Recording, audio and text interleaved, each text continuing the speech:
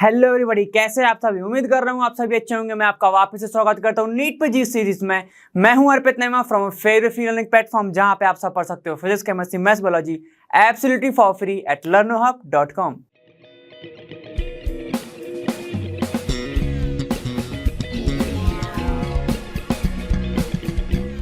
तो इससे अच्छा कोई मौका नहीं है, इससे अच्छी कोई बात नहीं कि मैं आपको बताना चाहता हूं कि हम अब चालू कर रहे हैं 12th क्लास की केमिस्ट्री, जिसमें पहला वाला क्या है आपका इलेक्ट्रोकेमिस्ट्री। ठीक है, रिडॉक्स के बाद इलेक्ट्रोकेमिस्ट्री अपन ने स्टार्ट कर रहे हैं। तो याद रखना, पहला वाला जो इक्विवेलेंट वेट था यहां पर लग सकता है, इसीलिए मैं उसको तुरंत यहां पर पढ़ा रहा हूं। और वैसे भी दोनों के दोनों एक ही यूनिट में है। तो बिना कुछ टाइम वेस्ट करे अपने नोट्स को साथ लेके रखो। समझते हैं इलेक्ट्रोकेमिस्ट्री क्या होती है।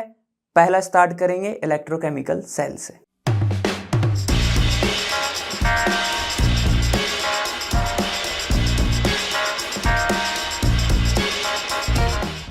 चलो समझते हैं इलेक्ट्रोकेमिकल सेल, जिसको गैल्वेनिक सेल या फिर वोल्टेक सेल भी बोला जाता है। अब ये होता क्या है, इलेक्ट्रोकेमिस्ट्री में इलेक्ट्रिसिटी और केमिकल की बीच की जो चीजें हो रही हैं उनके बीच का रिलेशन है, उसकी स्टडी करते हैं अपन। ठीक है, तो सबसे पहले समझ लो क्या होगा इलेक्ट्रोकेमिकल सेल में। तो देखो यहां पे electro chemical cell, chemical cell.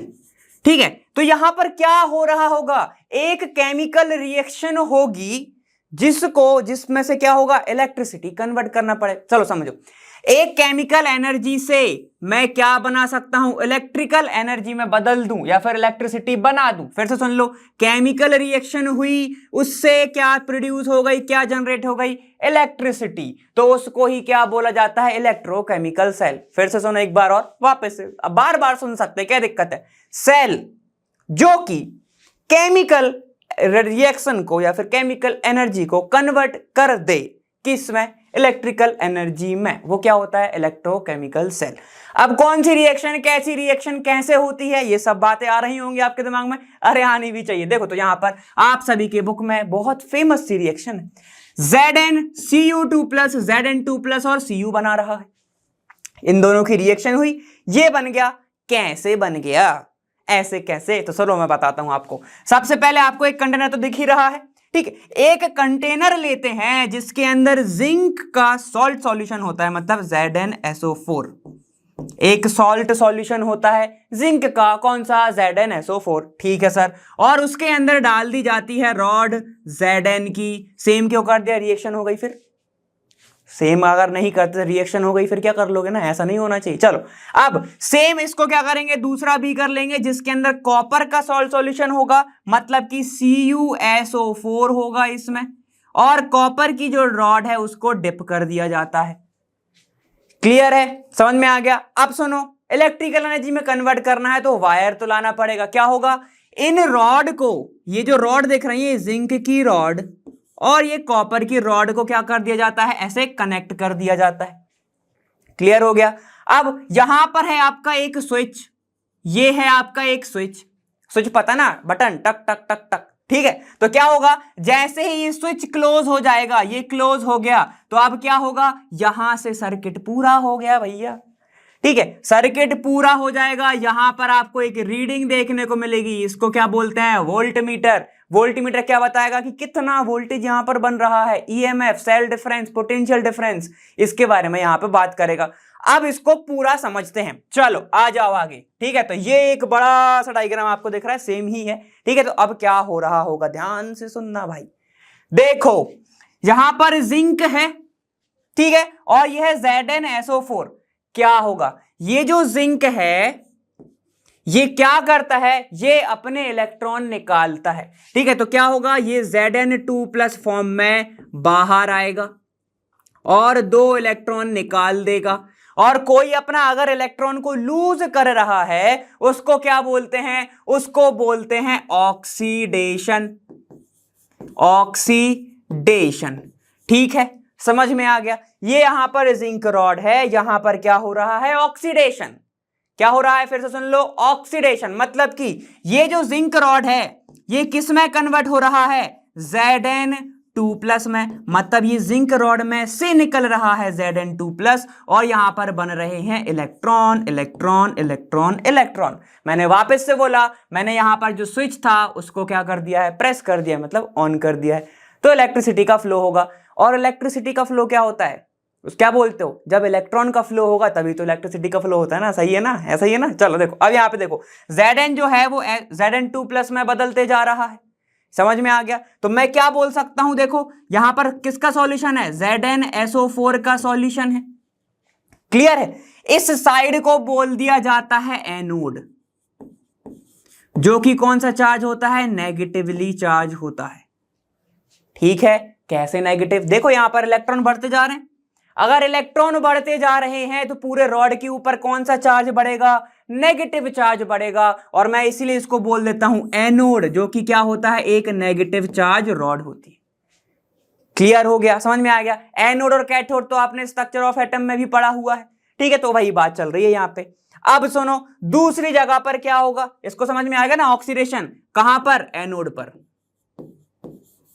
Anode पर। अब इधर आओ, कैथोड की बात करेंगे। कैथोड, अगर एक एनोड है तो एक कैथोड ही होगा ना, ये वाला कॉपर। अब ध्यान से सुनना, ये जो कॉपर है, ये जो कॉपर है यहां पर CuSO4 फॉर्म में प्रेजेंट है, और ये वाला कॉपर सिर्फ Cu के फॉर्म में प्रेजेंट है, ठीक है। अब क्या होता है, यहां से इलेक्ट्रॉन आ रहे होते हैं, इलेक्ट्रॉन आ रहे होते हैं, इधर पे आएंगे, ठीक है। तो ये जो आपको दिख रहा है Cu2+ और SO4 2-, सही है ना, सही है ना, इस फॉर्म में टूटता है। तो ये Cu2+ क्या करता है, Cu2+, ये जो दो इलेक्ट्रॉन आ रहे हैं इनको एक्सेप्ट करके Cu सॉलिड बना लेता है। अब याद रखना एक चीज, जहां पर भी आपको चार्जेस दिख जाएं, प्लस माइनस ये सब के सब दिख जाएं, ठीक है, किसमें, जब वो सॉल्यूशन के अंदर प्रेजेंट है कोई भी चीज, ठीक है, CuSO4 2-, तो ठीक है, याद रखना इन आयंस को क्या लिखेंगे अपन, एक्वस स्टेट में लिखेंगे। और अगर आपको डायरेक्ट दिख रहा है Zn, ऐसा Zn में कन्वर्ट हो रहा है, तो इसको लिखते हैं अपन सॉलिड स्टेट में। इसको एक और तरीका समझने का, Zn की रॉड थी, रॉड थोड़ी पानी वाली होगी, ठीक है, रॉड मतलब सॉलिड है, इसलिए इसको सॉलिड में लिखा। और सॉलिड जैसे ही उसके अंदर गया तो आयन का ट्रांसफर हो रहा है, आयन कहां पर प्रेजेंट है, एक्वस में प्रेजेंट है, ठीक है। अब यहां पे बात करो, Cu2+ कहां पर प्रेजेंट है, सर एक्वस में प्रेजेंट है, और दो इलेक्ट्रॉन को लेके वो डिपॉजिट कहां पर होते जा रहा है, इधर होते जा रहा है रॉड के ऊपर, मतलब क्या होते जा रहा है, वो सॉलिड होते जा रहा है, तो Cu सॉलिड। यहां पर समझ में आ गया, क्लियर है यहां तक, मजा आया ना। अब समझो अच्छे से, देखे Zn जो था Zn2+ में बदलते जा रहा है, Cu2+ जो है वो Cu में बदलते जा रहा है। कैसे बदल रहा है, इलेक्ट्रॉन को लेकर, इलेक्ट्रॉन को ले रहा है, मतलब यहां पर क्या हो गया भैया जी, रिडक्शन, यहां पर हो रहा है रिडक्शन। तो एक बात को अच्छे से याद रखो, एक क्वेश्चन बना था कैथोड पर क्या होता है, रिडक्शन, ये भले ही बोर्ड लेवल का क्वेश्चन है लेकिन क्वेश्चन होता है। एनोड पर क्या होता है भाई आपका, ऑक्सीडेशन, क्लियर है। एनोड के ऊपर चार्ज कौन सा होता है, नेगेटिव चार्ज होता है। कैथोड के ऊपर चार्ज कौन सा होता है, पॉजिटिव चार्ज होता है। इजी पीजी, ठीक है, बहुत इजी। चलो अब समझते हैं इलेक्ट्रिसिटी का ट्रांसफर। इलेक्ट्रिसिटी किस साइड नहीं होती है, मतलब जाती किस साइड है। यहां से इलेक्ट्रॉन जाएंगे, ये जा रहे हैं आपके इलेक्ट्रॉन, इलेक्ट्रॉन गए, इलेक्ट्रॉन गए, इलेक्ट्रॉन गए, कहां गए, इसके साइड गई। इलेक्ट्रॉन के अपोजिटली फ्लो क्या होता है, करंट होता है। तो ये आपका क्या होगा, याद रखना अच्छे से, इंपॉर्टेंट पॉइंट है ये, ठीक है। यहां पर सुन लो, इलेक्ट्रॉन का फ्लो ऑफ इलेक्ट्रॉन कहां से कहां तक होता है भाई, anode to cathode, anode to cathode, ठीक है। तो एक पॉइंट ये हो गया। दूसरा point, flow of electricity, flow of electricity बहुत ही बेसिक, जब इलेक्ट्रॉन के अपोजिट होता है तो कहां से कहां तक होगा, cathode to anode, cathode to anode होगा। इजी है ना, यहां तक क्लियर हो गया। फिर से सुन लो, अब आप इससे थोड़ा सा रिवाइज कर लेते हैं। Zn की रॉड थी, ZnSO4 के अंदर थी, ZnSO4 मतलब कि Zn2++ और आपका SO4 2- होगा। यहां तक समझ में आ गया। उस रॉड को मैंने कनेक्ट कर दिया दूसरे वाले बीकर में जो Cu का प्रेजेंट है और CuSO4 का एक सॉल्ट सॉल्यूशन प्रेजेंट है। यहां तक क्लियर है ना? चलो Cu2 प्लस और SO4 2 माइनस में ये वाला सॉल्यूशन टूटेगा, ये जो इलेक्ट्रॉन दे रहा है ये एक्सेप्ट करेगा तो सॉलिड के फॉर्म में ये बनता जाएगा। तो मतलब कि क्योंकि जो Cu है वो डिपॉजिट हो रहा है इस रॉड पर, जिसके कारण ये वाली जो रॉड है ये क्या होती जाएगी, बिकम थिक, मतलब कि मोटी होते जा रही है। अरे खाते जा रही है ना कॉपर को, देखो कॉपर इधर खा खा के जमा होते जा रहा है। ठीक है, तो ये क्या हो गई, ये थिक हो गई। ठीक है, और क्योंकि Zn से ये सॉल्यूशन में Zn2 प्लस जाते जा रहा है, इसका मतलब क्या है कि जो Zn है वो उसकी रॉड होते जाएगी थिन, उसकी रॉड होते जाएगी थिन। यहां तक क्लियर, मस्त में। ठीक है, एक हो रही है थिक, एक हो रही है थिन, इलेक्ट्रॉन का ट्रांसफर यहां से यहां तक हो रहा है। क्लियर है? अब अगर मैं ओवरऑल रिएक्शन लिखना चाहूं तो क्या लिखूंगा, एट एनोड, ये आपका क्या था, एट कैथोड, ये है एट एनोड। ओवरऑल लिखना चाहे तो लिख लो, कैसे होगा देखो, ओवरऑल रिएक्शन, ओवरऑल रिएक्शन क्या होगी, Zn जो था, ठीक है, ये बदल गया किस में, Zn2 प्लस में, और कॉपर जो था वो किस में बदल गया, कॉपर में। प्लस कर दो, Zn जो इलेक्ट्रॉन भी लिख लेना, ठीक है, तो Zn प्लस Cu2 प्लस बनाएगा आपके पास Zn2 प्लस प्लस कॉपर। तो इससे क्या समझ में आ रहा है, एक का हो रहा है रिडक्शन, एक का हो रहा है ऑक्सीडेशन। देखो भैया, जीरो से पॉजिटिव चार्ज बढ़ गया, ऑक्सीडेशन, पॉजिटिव से जीरो के साइड चले गए तो इलेक्ट्रॉन कम हो गए, नेगेटिव चार्ज बढ़ रहा है, पॉजिटिव चार्ज कम हो रहा है, तो रिडक्शन। तो ये रिएक्शन कौन सी आपकी, रिडॉक्स रिएक्शन। सर आपने एक चीज भूल गए, क्या भूल गया भाई मैं, इधर आओ देखो, यहां पर ये सब हो गया, आपने सर्किट कंप्लीट कर दिया, तो ये हो गया आउटर सर्किट। आउटर सर्किट मतलब कि मैं बाहर से जोड़ रहा हूं। अब एक चीज और होती है इस चीज में जो कि नई है आप सभी के लिए, एक चीज नाम आता है उसका सॉल्ट ब्रिज। सॉल्ट ब्रिज क्या होता है, जो कि इनर सर्किट को कंप्लीट कर रहा होता है, जिसमें रॉड से कोई वायर नहीं जुड़ा, सॉल्यूशन से ही आपके दोनों जुड़े हुए हैं, दोनों यू टाइप का शेप होता है। देखो सॉल्ट ब्रिज क्या होता है, यू टाइप का शेप होता है, एक मुंह उसका दूसरे वाले सॉल्यूशन में गया होता है, दूसरे बीकर में, और पहला मुंह किसके साथ जाता है, एक दूसरे वाले हाफ सेल में। ठीक है, अगर मैं इस सेल को छुपा लूं ऐसे, आपको जितना ये दिख रहा है, तो इसको बोलते हैं हाफ सेल। ठीक है, और अगर इसको छुपा लूं तो ये भी क्या हो जाएगा, सेकंड हाफ सेल। समझ में आ गया, हाफ सेल क्या होता है, वो चीज होती है, एक वो बीकर जहां पर एनोड का काम हो रहा हो, सिर्फ एनोड का, या फिर आपका किसका काम हो रहा है, कैथोड का काम हो रहा है, उसको हाफ सेल बोला जाता है, जो कि अपन आगे पढ़ेंगे, तो उसमें मत घबराओ। अब सॉल्ट ब्रिज का काम क्या है, सॉल्ट ब्रिज का काम क्या है बताओ आप सभी, थोड़ा दिमाग लगाओ। देखो Zn जो है वो 2 प्लस में बदलते जा रहा है, तो इसके अंदर इस सॉल्यूशन में प्लस आयन क्या होंगे, ज्यादा होते जाएंगे SO4 माइनस से। ठीक है, अब देखो यहां पर क्या हो रहा है, जो Cu2 प्लस है वो तो जाते जा रहा है, वो तो न्यूट्रल होते जा रहा है, लेकिन नेगेटिव चार्ज जो है वो बढ़ते जा रहा है, CuSO4 2 माइनस। तो न्यूट्रल करने का काम कौन करेगा, न्यूट्रल कौन करेगा, न्यूट्रल करेगा आपका सॉल्ट ब्रिज। सॉल्ट ब्रिज जो है वो किस किस चीजों से बना होता है, सॉल्ट ब्रिज के अंदर होते हैं कुछ इलेक्ट्रोलाइट, जैसे KCl, KNO3 या फिर अमोनियम नाइट्राइट, ऐसे ये ऐसे ये इनको क्या बोलते हैं, इलेक्ट्रोलाइट होते हैं। अब इनका काम क्या है, इनका काम आपको समझ में आ रहा होगा, इनका काम क्या होगा, इनका काम है कि इलेक्ट्रिक न्यूट्रलिटी को मेंटेन करें। अगर यहां पॉजिटिव ज्यादा बढ़ गया, यहां नेगेटिव ज्यादा बढ़ गया तो दिक्कत हो जाएगी, है कि नहीं। यहां पर आयन का इंबैलेंस हो रहा है, इलेक्ट्रिक न्यूट्रलिटी मेंटेन नहीं हो पा रही, तो इसको मेंटेन कौन करता है, आपका सॉल्ट ब्रिज करता है। यहां पर इसको कॉटन प्लग से बंद कर दिया जाता है, दोनों एंड को इसके, ठीक है, जिसमें आयन ऊपर ना आए, इधर यहाँ पे लिक्विड लिक्विड जंक्शन ना जाए, वो मैं आपको अभी समझाऊंगा। ठीक है, इसके अंदर एक और चीज क्या भरी रहती है, अगार अगार का पेस्ट भरा रहता है, अगार अगार का ये पेस्ट भरा होता है। अब इन सब चीजों से आपको क्या पता चला, इलेक्ट्रॉन का फ्लो हो रहा है, ठीक है, यहां पर करंट हो रहा है, यहां पर एक वोल्ट मीटर लगा होता है, वोल्ट मीटर में रीडिंग आती है 1.1 वोल्ट। अब 1.1 वोल्ट है वो क्या है, आपका सेल डिफरेंस है, ठीक है, सेल पोटेंशियल डिफरेंस है। क्लियर, पोटेंशियल डिफरेंस आ गया।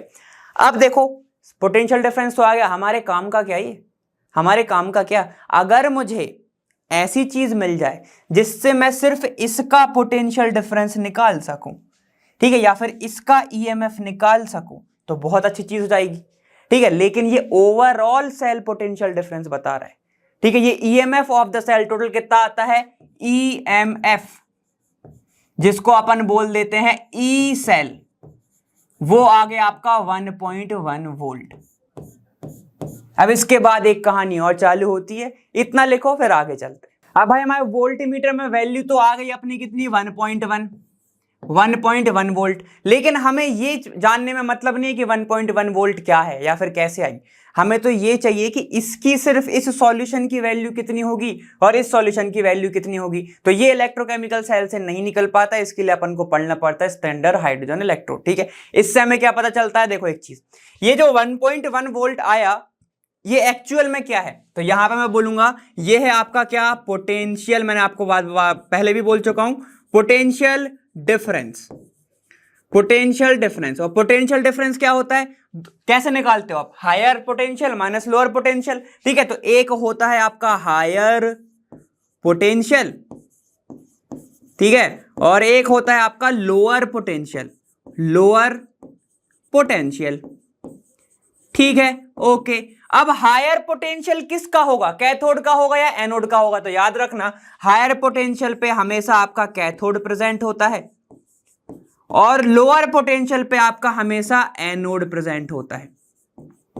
तो अगर अब मुझे ईएमएफ निकालना है तो ईएमएफ के लिए आपको क्या करना पड़ता है, ईएमएफ जिसको अपन ई सेल भी बोलते हैं, ई सेल, वो होता है आपका कैथोड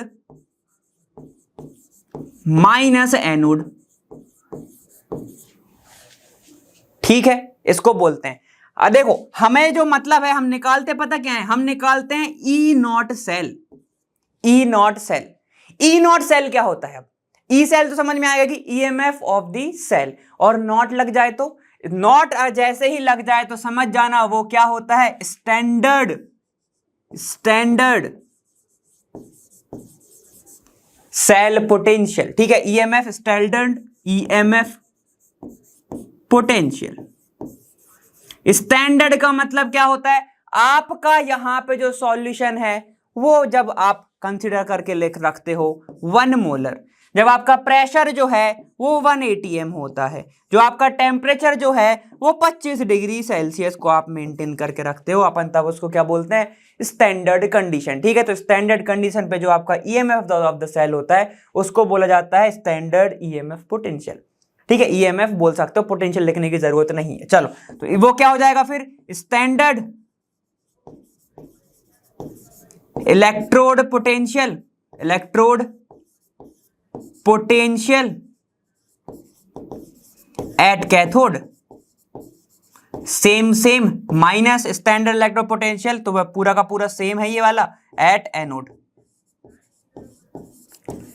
अब यहां पर एक कहानी है, वो कहानी ये है कि आयुपैक ने बोला आप ना ये रूखा सूखा स्टैंडर्ड ईएमएफ पोटेंशियल नहीं ले सकते, आपको कंसीडर करना पड़ेगा क्या, रिडक्शन पोटेंशियल, ठीक है। तो क्या हो लिखा जाता है यहां पर, देखो यहां पर लिखा जाता है E electrode reduction potential at cathode minus E reduction at anode, E electrode reduction electrode at A और एक सी, ठीक है। तो ये होता है आपका क्या, EMF of the cell, E cell बोला जाता है जिसको, standard reduction potential at cathode, standard reduction potential at anode. अब रिडक्शन तो एनोड पे होता ही नहीं है, रिडक्शन की अगर मैं बात करूं तो सिर्फ कैथोड पे ही रिडक्शन होता है, तो एनोड का कैसे लें, तो बहुत इजी तरीका है, वो मैं आपको सिखाने वाला हूं, वो मैं आपको आगे बताऊंगा, ठीक है। तो यहां पर याद रखना जो ई नॉट सेल है वो तो अपना 1.1 आता है, लेकिन हमें ये नहीं पता कि ई जो आर इसकी वैल्यू क्या है और ई आर इसकी वैल्यू क्या है, ये हमें पता ही नहीं है, ठीक है। हमें डायरेक्ट वैल्यू पता है, हमें डायरेक्ट सेल डिफरेंस पता है ना, 1.1 जो आ रहा है वो भी कैसे आ रहा है, वोल्टमीटर में डिफ्लेक्ट होकर एक रीडिंग आई होगी, उससे हमें पता है। लेकिन ये थोड़ी ना पता है कि भैया यहां पर इसका 1 होगा, इसका 0.1 होगा, उसको ऐड कर दिया तो इतना आ गया, ये तो हमें नहीं पता है। या फिर 1.2 इसका होगा, 0.1 उसका होगा, मैंने इसमें डिफरेंस निकाल लिया तो 1.1 आ गया। हमें पूरी जो प्रॉपर डिटेल है वो अभी नहीं पता है, वो हमें पता चलती है हाइड्रोजन इलेक्ट्रोड से, वो मैं आपको आगे समझाने ही वाला हूं। क्लियर है, जो अपन आगे समझेंगे। अभी थोड़ा सा देख लेते हैं सॉल्ट ब्रिज के बारे में। ठीक है, ये अपन ने अभी देखा। अब सॉल्ट ब्रिज क्या करता है, मैंने आपको एक हल्का सा जो है वो आपको हिंट दे दिया था। क्या होता है, यहां पर अपन इसमें प्लग लगा देते हैं। सॉल्ट ब्रिज का काम होता है यहां पर, ये क्या होता है आपका कॉटन प्लग, कॉटन प्लग है ये। ठीक है, कॉटन प्लग। कॉटन प्लग क्या होता है, यहां पे आयन को आने से रोकता है। कौन से आयन, देखो वहां पर क्या बढ़ रहा था Zn2+, तो यहां पर Zn2+ आने से रोकेगा, और वहां पर क्या बढ़ रहा था आपका SO4 2-, तो इनको आने से वो रोकता है। क्यों रोकता होगा, तो ध्यान से सुनना। सबसे पहले तो वो अपन अभी समझते हैं कि इसके अंदर क्या भरा होता है, एक KCl, KNO3 या फिर अमोनियम नाइट्रेट, जिसको NH4NO3 भी बोला जाता है। ये सारी चीजें बड़ी होती है सॉल्ट ब्रिज के अंदर। प्लस प्लस प्लस ये भी बड़ा होता है, इसमें क्या पॉलीसैकेराइड्स बड़े होते हैं, जिसको अपन बोल देते हैं अगार अगार का पेस्ट, अगार अगार पेस्ट। अब इनका काम क्या है, इनके काम का है। ठीक है, तो जो आपका अगार अगार का जो पेस्ट था, इसका काम क्या है, ये आयनिक मोबिलिटी बढ़ाता है। आयनिक मोबिलिटी के लिए होता है। मोबिलिटी मतलब पता है ना कि आयन का इधर उधर होने के लिए क्या डाल देते हैं अपन, अगर अगर का पेस्ट डाल देते हैं। KCl का काम क्या है, ध्यान से सुनो। KCl अगर मैं बात कर रहा हूं, या फिर KNO3 कुछ भी ले सकते हो। ठीक है, तो देखो KCl की बात करो, क्या काम है, जैसे ही मैंने बोला कि Zn2+ यहां पर बढ़ रहा है, ठीक है, तो इसको न्यूट्रल करने के लिए तुरंत भाग के कौन सा आएगा, Cl आएगा और इसको न्यूट्रल कर देगा। ठीक है, जैसे वैसे ही यहां पे क्या होगा, यहां पर SO4 मतलब कि नेगेटिव चार्ज बढ़ रहे हैं, तो इसको न्यूट्रल करने के लिए क्या होगा, K यहां से भागेगा और इधर आ जाएगा। अब दोनों ही चीज में आपको क्या समझ में आ रहा है कि कैटायन को भी भागना पड़ रहा है, एनायन को भी भागना पड़ रहा है। कैटायन कौन सा है, ये है, एनायन कौन सा है, ये है। ठीक है, इन दोनों को भागना पड़ रहा है, तो मतलब कि आपको कोई ऐसी चीज चाहिए होगी जिसकी मोबिलिटी ज्यादा हो, या फिर वो क्या हो, बहुत तेज भागते हो। ठीक है, तो याद रखना KCl जो है या फिर KNO3 जो है, ये सारे के सारे जो इलेक्ट्रोलाइट हैं बहुत तेज भागते हैं। ठीक है, यहां पर इनकी जो आयनिक मोबिलिटी है, तो मैं ऐसे लिख रहा हूं इसमें, इनकी जो आयनिक मोबिलिटी है, आयनिक मोबिलिटी काफी ज्यादा फास्ट है। आयनिक मोबिलिटी में सिर्फ इसका मतलब नहीं है कि के ज्यादा जल्दी भाग जाए, या फिर कैटायन ज्यादा जल्दी भाग पा रहा है लेकिन एनायन नहीं भाग पा रहा है। याद रखना, आयनिक मोबिलिटी का यह मतलब होता है कि दोनों के दोनों आयन बहुत तेजी से मूव कर सकते हैं। ठीक है, इसीलिए आपके सॉल्ट ब्रिज के अंदर KCl या KNO3 को लिया जाता है। आपको समझ में आ गया अब कि क्यों लेते हैं KCl ही, KNO3 ही, क्योंकि उनकी आयनिक मोबिलिटी काफी ज्यादा होती है। क्लियर हो गया, समझ में आ गया क्यों चाहिए करने के लिए, क्योंकि ये क्या कर सके, सॉल्ट ब्रिज न्यूट्रल कर सके। ठीक है, न्यूट्रल आपका क्या कर सकते हैं, वो इलेक्ट्रिक न्यूट्रलिटी को वो मेंटेन कर सके। ठीक है, क्यों, क्योंकि एक बीकर में ये डाला होगा, एक बीकर में ये डाला होगा। ऐसे ही देखा था ना अपन ने, ये क्या करता है, इंटरनल सर्किट को कंप्लीट करता है। यहां तक सभी को क्लियर होगा ना। ठीक है, इसमें कोई दिक्कत नहीं आई होगी। अब ये मुझे बताने की जरूरत नहीं कि सॉल्ट ब्रिज दिखता कैसे, आपको दिख रहा है इन्वर्ट यू शेप है। ठीक है, तो मैं ये भी लिख देता हूं भाई, inverted U shape, inverted U shaped tube, shaped tube ये होती है। ठीक है, बहुत बेसिक, ये होता है आपके सॉल्ट ब्रिज का काम। अब सर क्या मैं यहां पर सॉल्ट ब्रिज का यूज तब कर सकता हूं जब मैंने यहां पर जो रॉड डाली है वो PB की डाली हो, या मैंने यहां पर मरकरी डाला हो, या मैंने यहां पर Ag डाला हो। तो आप इसका मुझे आंसर देके थोड़ा सा लॉजिक दें अगर बच्चों, तो मुझे मजा आ जाए।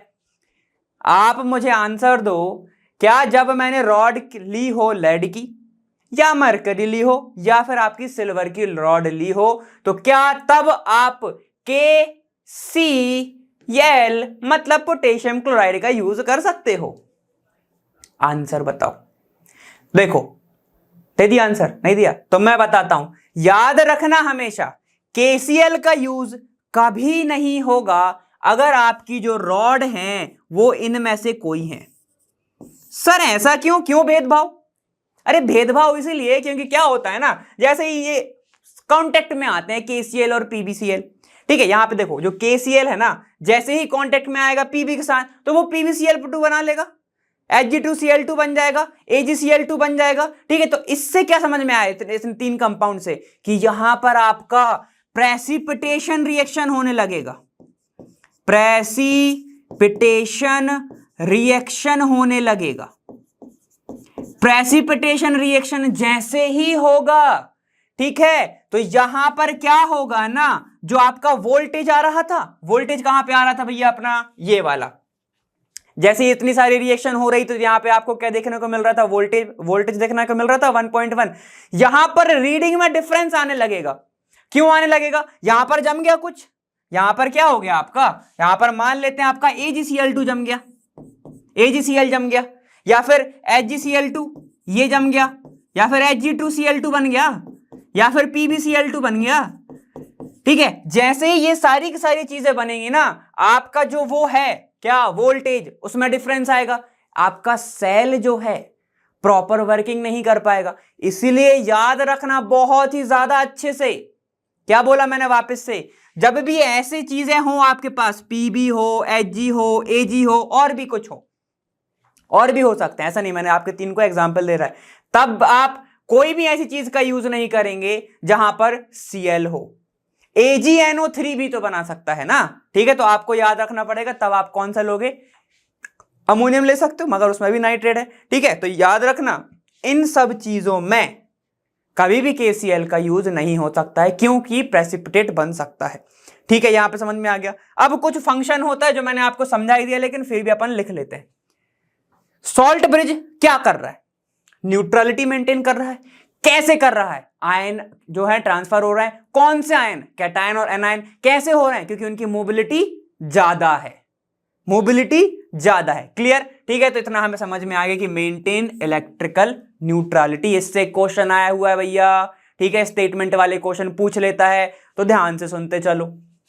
अब अच्छा एक चीज और, मैंने यहां पे प्लग क्यों लगाया था, कॉटन प्लग, आप सभी को पता है, क्योंकि यहां पर क्या ना जा पाए, आयंस ना जा पाए। आपकी अभी आपको लगेगा आगे, इसलिए मैंने याद दिला। ध्यान से सुनो, यहां पे क्या है, to complete inner circuit, inner circuit को वो कंप्लीट कर रहा है, दोनों के दोनों सॉल्यूशन में डिप है, ये पता है।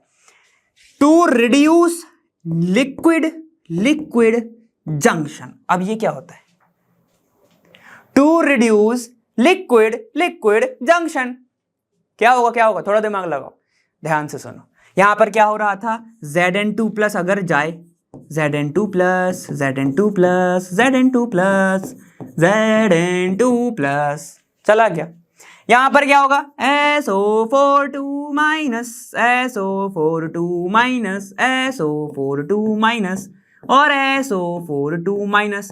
अब देखना एक पॉइंट ऐसा आएगा जहां पर यहां पे क्या होगी, एक भिड़ंत हो जाएगी, भिड़ जाएंगे दोनों, एक पॉजिटिव एक नेगेटिव करेंगे न्यूट्रल, भिड़ते रहेंगे इधर, भिड़ते रहेंगे। ठीक है, तो यहां पर क्रिएट क्या हो जाता है, इस पॉइंट को क्या बोलते हो आप, इसको बोलते हैं अपन लिक्विड लिक्विड जंक्शन। ठीक है, तो सॉल्ट ब्रिज क्या कर रहा है, अगर आपने आम ले लिया, सॉल्ट ब्रिज कब की बात कर रहा हूं, जब इसके अंदर कोई आयन नहीं है, अगर अगर का पेस्ट नहीं है, तब जाके क्या होगा, लिक्विड लिक्विड जंक्शन बहुत ज्यादा हो जाएगा, आयन भिड़ जाएंगे। इसीलिए इसके कारण इसमें क्या डाल दिया जाता है, एक तो यहां से प्लग कर दिया जाता है, कौन सा प्लग, कॉटन प्लग डाल दिया जाता है दोनों एंड पर, और अगर अगर का पेस्ट डाल दिया जाता है। ठीक है, और KCl जैसे आयन डाल दिया जाता है, क्योंकि उसको क्या कर सके, वो न्यूट्रल कर सके। तो यहाँ पे ये क्या हो जाता है, ये जो पॉइंट आना बहुत कम चांसेस आते हैं, मतलब क्या हो रहा है, to reduce liquid liquid junction हो रहा है। क्लियर हो गया? ठीक है, इंपॉर्टेंट पॉइंट वापस से आपको एक बार याद दिला दे रहा हूं, क्या क्या हो गया अपना। ठीक है, तो यहाँ पे इलेक्ट्रोकेमिकल सेल जो है खत्म हो गई उसकी वर्किंग। फिर से एक बार याद दिला देता हूं, देखो क्या क्या हो गया। यहां से चले थे, ये केमिकल रिएक्शन को लिया जाता है, ठीक है। ये केमिकल रिएक्शन ज्यादातर डैनियल सेल में देखी जाती है, डैनियल सेल भी आपको सेम वर्किंग है ना, उससे ही समझा जाता है इलेक्ट्रोकेमिकल सेल को। क्या हो गया भैया, देखो जिंक की रॉड थी, उसको डाल दिया उसके सॉल्ट सॉल्यूशन में, वो कन्वर्ट हो गया Zn2+ के अंदर, ठीक है। तो फिर यहाँ पे क्या है, कॉपर है, कॉपर में क्या उल्टा हो रहा है, कॉपर 2+ कन्वर्ट हो रहा है Cu में, क्योंकि यहाँ पर जमते जा रहा है कॉपर, तो थिक होते जा रही है रॉड, यहां से Zn2+ निकलते जा रहा है तो थिन होते जा रही है रॉड, ठीक है। इलेक्ट्रॉन ये निकाल रहा है तो एनोड पर हो रहा है ऑक्सीडेशन और कैथोड पर हो रहा है रिडक्शन, क्यों, क्योंकि वो इलेक्ट्रॉन को ले रहा है। क्लियर हो गया। तो एनोड कौन सा चार्ज हो गया, इलेक्ट्रॉन निकल रहे हैं इसलिए नेगेटिव चार्ज, और ये लेते जा रहा है तो पॉजिटिव चार्ज, CO2+ जमते जा रहा है जमते जा रहा है जमते जा रहा है, तो वो पॉजिटिव चार्ज हो गया। क्लियर है, यहां तक समझ में आ गया। अब एक टाइम ऐसा आएगा कि बंद हो जाएगा सब कुछ ही बंद हो जाएगा, क्यों, थिन होगा ही, खत्म हो गया, ठीक है। यहां पर चार्जेस बढ़ जाएंगे, यहां पर देखना Zn2+ बढ़ता जाएगा बढ़ता जाएगा बढ़ता जाएगा और SO4 कम होता जाएगा। क्यों हो रहा है भैया, पॉजिटिव क्यों बढ़ रहा है, क्योंकि ये टूट के गिर रहा है ना अंदर, ठीक है। और यहां पर SO4 2- बढ़ता जाएगा, क्यों हो रहा है, क्योंकि यहां पर CO2+ इस पर डिपॉजिट होता जा रहा है। तो फिर अपन ने इनर सर्किट को कंप्लीट किया with the help of salt bridge. Salt bridge के अंदर क्या क्या चीजें जुड़ी हुई थी, एक KCl भरा होगा, KNO3 भरा होगा, फिर अमोनियम नाइट्रेट भरा होगा, तब जब हमारे पास ये सारी की सारी रॉड प्रेजेंट ना हो तब भरा होगा। वो क्या करेगा सर, जैसे ही यहां पर पॉजिटिव चार्ज बढ़ेगा तो आपका Cl- भाग के आएगा, और यहां पे अगर नेगेटिव चार्ज बढ़ेगा तो यहां पे K भाग के आएगा, जिसके कारण एक न्यूट्रलिटी मेंटेन हो रही है और आपको परफेक्ट वैल्यू मिल रही है वोल्ट मीटर पर। वोल्ट मीटर पर हमें वैल्यू मिली थी 1.1, उसको अपन बोलते हैं EMF ऑफ द सेल। लेकिन आयुपेक ने बोला कि आप स्टैंडर्ड इलेक्ट्रोड पोटेंशियल सिर्फ नहीं बोलेंगे, हम उसको बोलेंगे स्टैंडर्ड इलेक्ट्रोड रिडक्शन पोटेंशियल।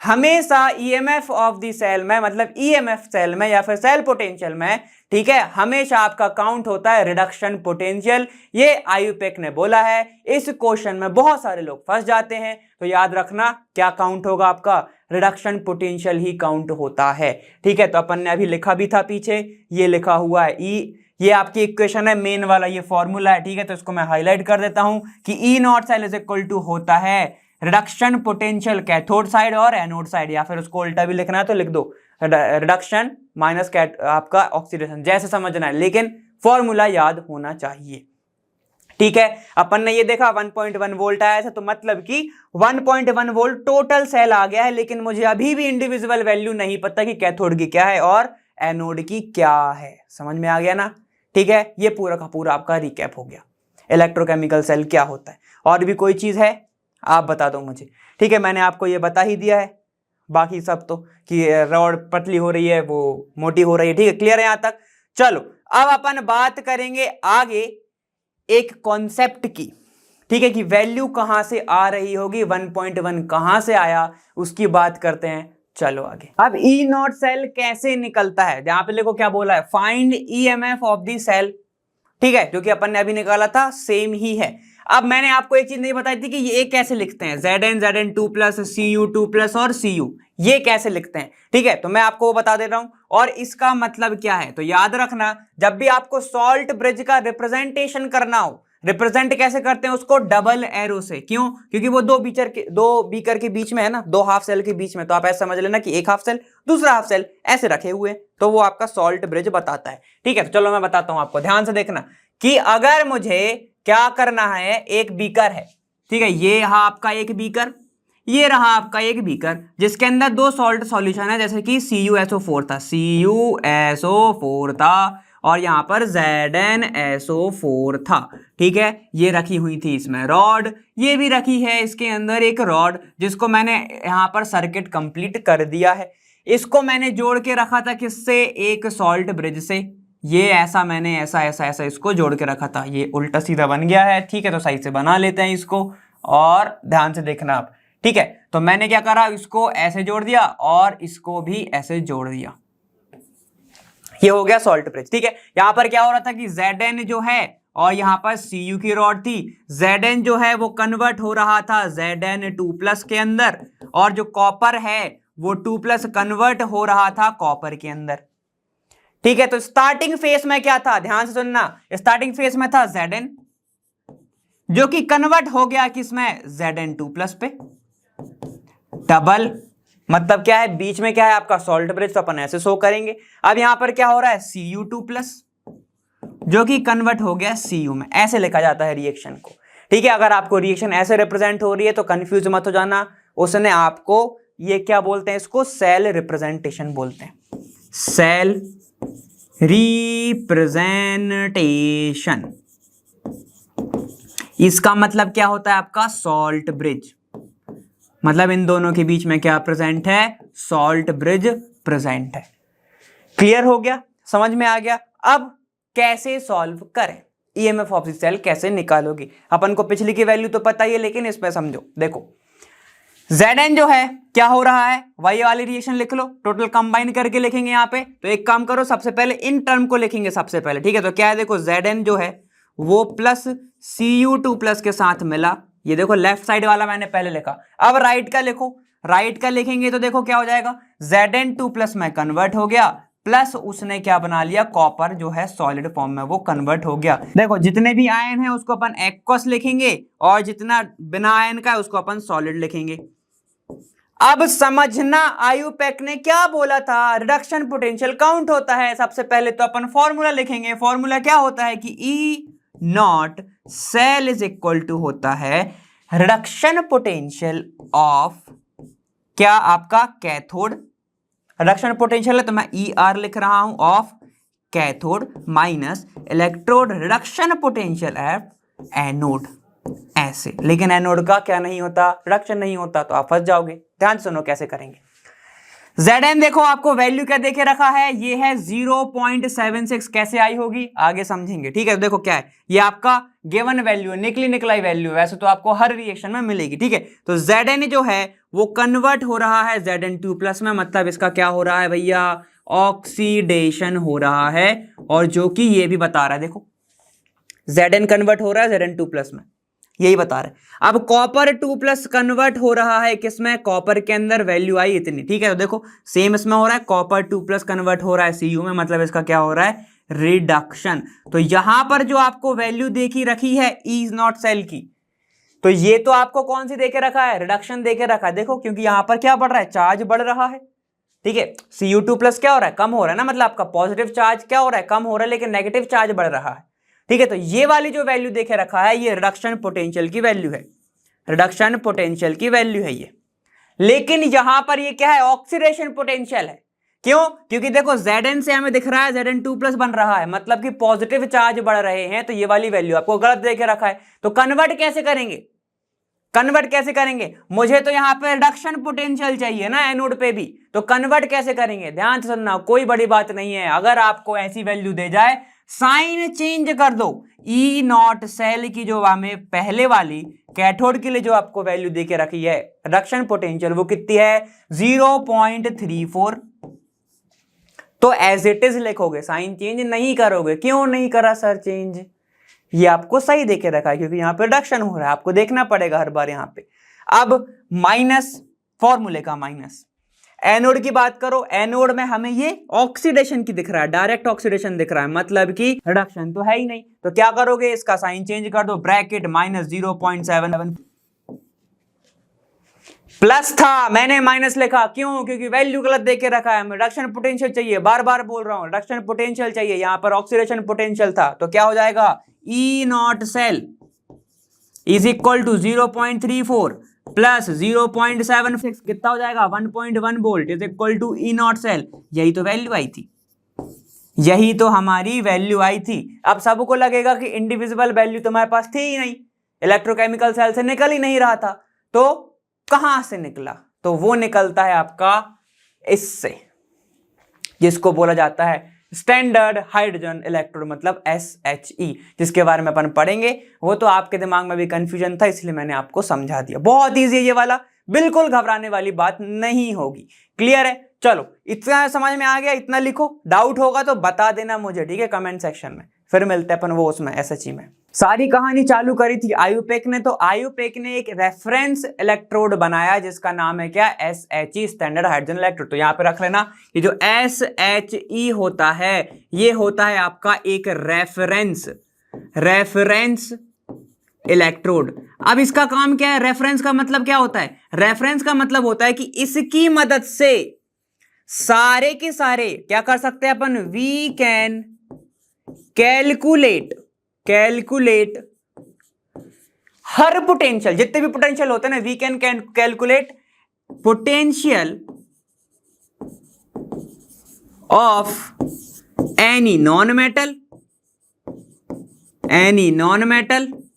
और मेटल। हर आप मेटल और नॉन मेटल का क्या कर सकते हो? ईएमएफ निकाल सकते हो, पोटेंशियल निकाल सकते हैं। ठीक है, किससे?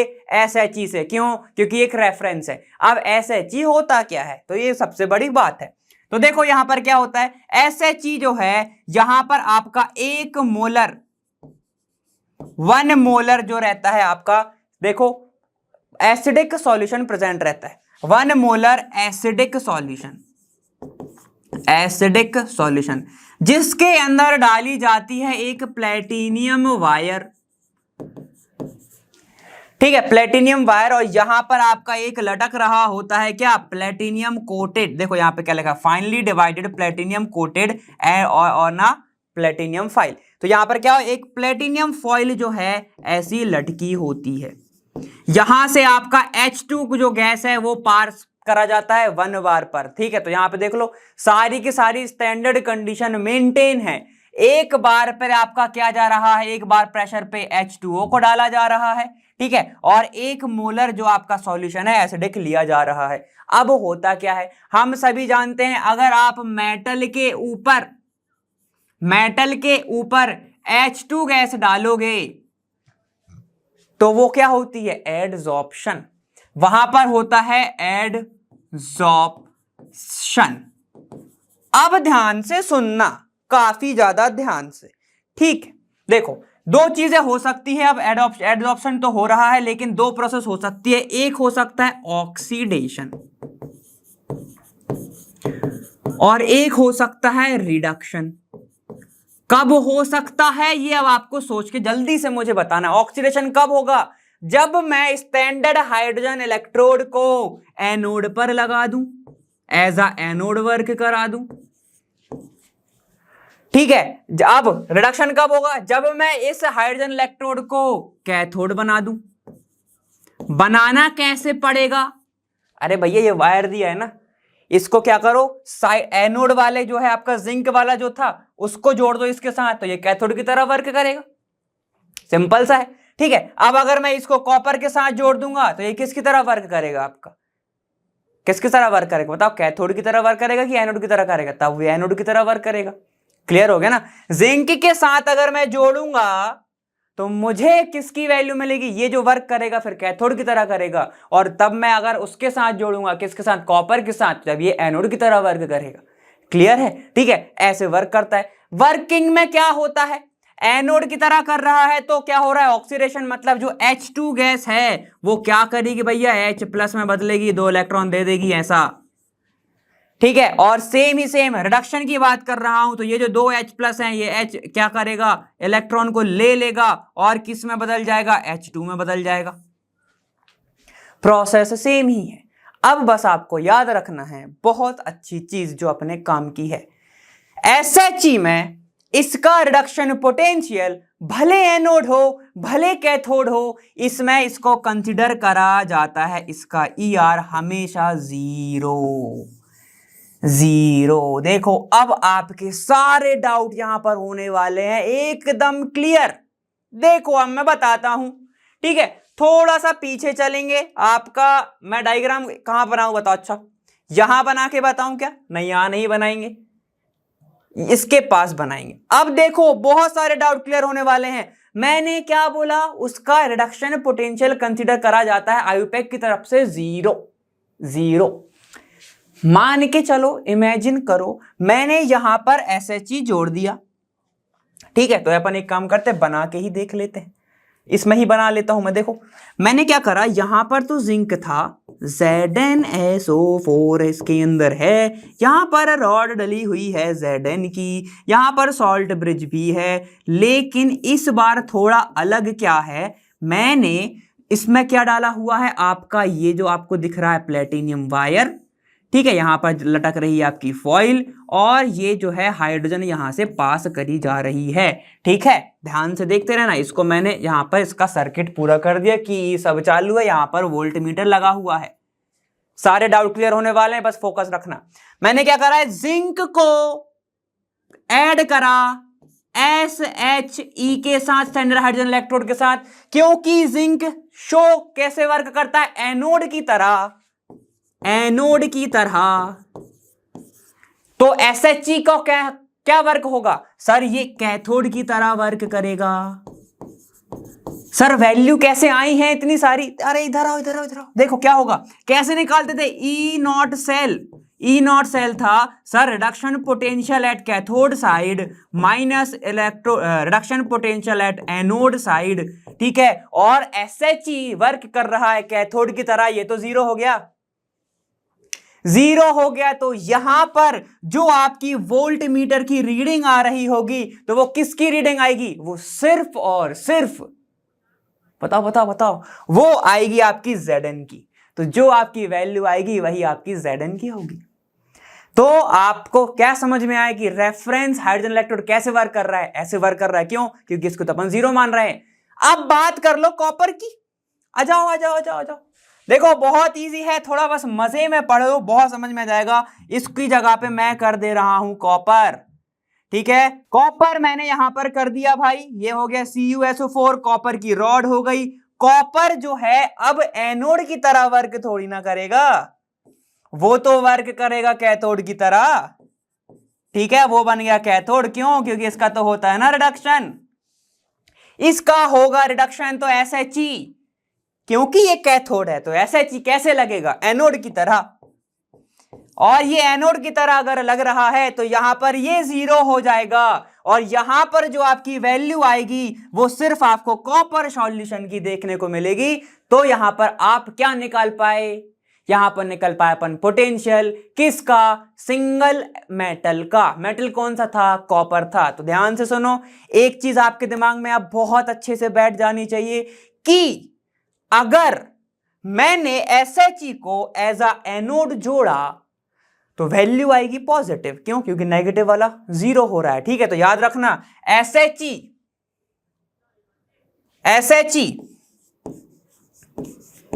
अगर एनोड है, ठीक है, तो वैल्यू हमेशा क्या आएगी, पॉजिटिव।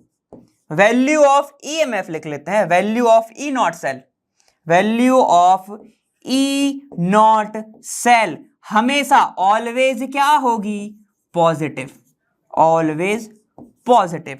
लेकिन अगर मैंने SHE को एज अ कैथोड ऐड करके रखा हूं, तो जो आपकी value of E naught cell होगी ऑलवेज नेगेटिव होगी, ऑलवेज नेगेटिव होगी, नेगेटिव। ठीक है, तो एक बार वापस से देख भी लेते हैं क्या हुआ था भैया। एनोड में आपको डायरेक्ट दिख रहा है ना, रिडक्शन पोटेंशियल एनोड, एनोड मतलब -0 होगा ना, -0 का मतलब ही नहीं है, तो कैथोड क्या होगा, हमेशा पॉजिटिव होगा। EMF ऑफ द सेल हमेशा पॉजिटिव होगा।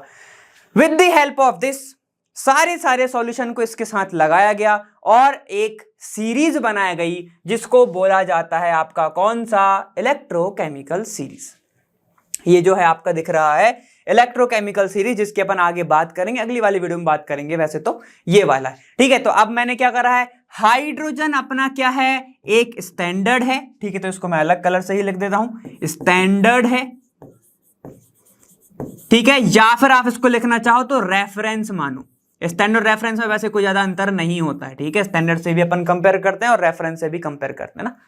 ठीक है, तो ये है। अब जैसे मैंने इसको कैथोड की तरह पुट करा था, तो बाकी के सारे किसकी तरह वर्क करेंगे, एनोड की तरह। तो मैंने एनोड लिखा हुआ है, और अगर एनोड की तरह वर्क कर रहे हैं तो उनकी जो वैल्यू है हमेशा कैसी आएगी, पॉजिटिव आएगी, पॉजिटिव हमेशा वैल्यू होगी। तो आपको यहां पर पॉजिटिव पॉजिटिव पॉजिटिव पॉजिटिव सब वैल्यू देखने को मिलेगा।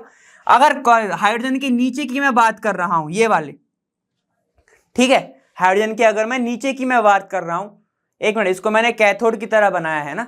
ठीक है, तो ये हमेशा आपको नेगेटिव देखने को मिलेगा। ठीक है, ये क्या बोल दिया सर, ये आपको नेगेटिव देखने को मिला ना। ये अपना क्या बना है, ये जब कैथोड बना, ये एनोड बना है। कैथोड तो 0 होगा तो माइनस आएगा ना, है ना। ठीक है, अब अगर मैंने इसको ऐड करके रखा है कि इसकी तरह एज एनोड, तो आपकी जो वैल्यू है वो कौन सी आएगी भाई, वो आएगी अब आपकी पॉजिटिव, सारी की सारी पॉजिटिव होंगी। तो याद रखना सबसे ज्यादा रिडक्शन पोटेंशियल होता है फ्लोरीन का, ठीक है, यही ऑर्डर होता है, ठीक है। तो आप जैसे ही नीचे आ रहे हो, इस केस में हाइड्रोजन के नीचे आ रहे हो, तो आपको सबसे ज्यादा देखने को क्या मिलेगा, इसका रिडक्शन पोटेंशियल मैक्सिमम। तो मैं लिख देता हूं फ्लोरीन का क्या होता है, maximum reduction potential, reduction potential होता है। वहीं पे सिमिलरली लिथियम का very very minimum electrode potential होता है। समझ में आ गया, क्लियर है, ठीक है। सबसे ज्यादा नेगेटिव वैल्यू किसकी होती है, लिथियम की। सबसे ज्यादा पॉजिटिव वैल्यू कितनी होती है, फ्लोरीन की, लगभग 2.24 के लगभग इतनी ही होती है, ठीक है। आपको याद किस किस की रखनी है, याद किसी की नहीं रखनी है, क्योंकि आपको वो क्वेश्चन में देगा ही देगा। क्लियर, समझ में आ गया। जिंक कॉपर बहुत कॉमन है और एक आयरन बहुत कॉमन है, ठीक है। तो मैं आपको बहुत सारे जो कैलकुलेशन है, न्यूमेरिकल है, वो भी इस चैप्टर में कराऊंगा, तो उसमें घबराने की बात नहीं है, इतना लिखो। क्लियर, ठीक है। अब अगले वाले वीडियो में अपन इलेक्ट्रोकेमिकल सीरीज के बारे में थोड़ा सा और ध्यान से पढ़ेंगे, ठीक है। एप्लीकेशन जो है उसकी, वो क्या क्या होती है, उसके बारे में समझेंगे, ठीक है। इस वीडियो का एम क्या था, इस चैप्टर में आपको समझ में क्या है, सबसे बड़ी बात वही है। हमें ये समझ में आया है कि जो इलेक्ट्रोकेमिकल सेल है वो यूज होता है, आपके आईफोन में भी यूज होता है, बैटरीज में भी यूज होता है, वही रिएक्शन जो है वो यूज होती रहती हैं, ठीक है। इसका मतलब क्या, कि आप केमिकल एनर्जी को कन्वर्ट कर पा रहे हो इलेक्ट्रिकल एनर्जी में। लेकिन जब हमें इतना देखने को मिल रहा है, तो हमें ना इंडिविजिबल रीडिंग देखने को मिली नहीं। तो क्या हुआ, वोल्टमीटर तो हमें दिख रहा था, तो क्या करा मैंने, एक इलेक्ट्रोड को जीरो ही कर दिया, एक हाफ सेल को जीरो कर दिया। हाफ सेल जो जीरो हुआ है उसको अपन SH बोलते हैं, ठीक है। उसकी मदद से अपन ने उसको जीरो करा था, तो आपको एक वैल्यू देखने को मिली वोल्टमीटर में, जो कि आपकी ये है। इस पूरे वीडियो में आपका जो इंपॉर्टेंट फॉर्मूला है वो है E0 cell is equal to electro reduction potential of cathode और रिडक्शन पोटेंशियल एट एनोड वाला, ठीक है। अब वो कैसे निकलता है मैंने आपको अभी बताया। क्लियर, समझ में आ गया। चलिए, तो सारी की सारी बातें मतलब एकदम बेसिक सी बातें, और मैं उम्मीद कर रहा हूं ये आपने नोट भी करी होंगी। जो इंपॉर्टेंट पॉइंट था मैंने आपको अभी बताया, है ना। तो याद रखना, बेसिक है लेकिन अच्छा है। ऐसा नहीं है कि ये वीडियो देख ली अगली वीडियो देखने नहीं आओगे, ठीक है। आगे जो है अपन और इंपॉर्टेंट पॉइंट की बात करेंगे, रिलेशंस की बात करेंगे। अब आपको जो सेल वर्किंग है, कई लोगों का मन नहीं लगा होगा एक सेल वर्किंग में, ठीक है। वर्किंग में भले मन मत लगाओ, लेकिन जो आपका EMF निकल रहा है, आयुपैक क्या कह रहा है, इसमें मन लगाओ। सॉल्ट ब्रिज बहुत मेन है आपका, तो इसमें मन लगाओ, ठीक है। चलिए, तो नोट्स बनाते रहिएगा, और मैं आपसे अब मिलूंगा आने वाले वीडियो में, और मैं मिलूंगा वहां लर्न हब फ्री ऐप पर। वैसे जहां ख्याल रखिए, नोट्स बनाते रहिए, वरना अगर आप ख्याल नहीं रखेंगे तो फिर हमें मजा नहीं आएगा। बाय बाय, टेक केयर, पढ़ते रहिए।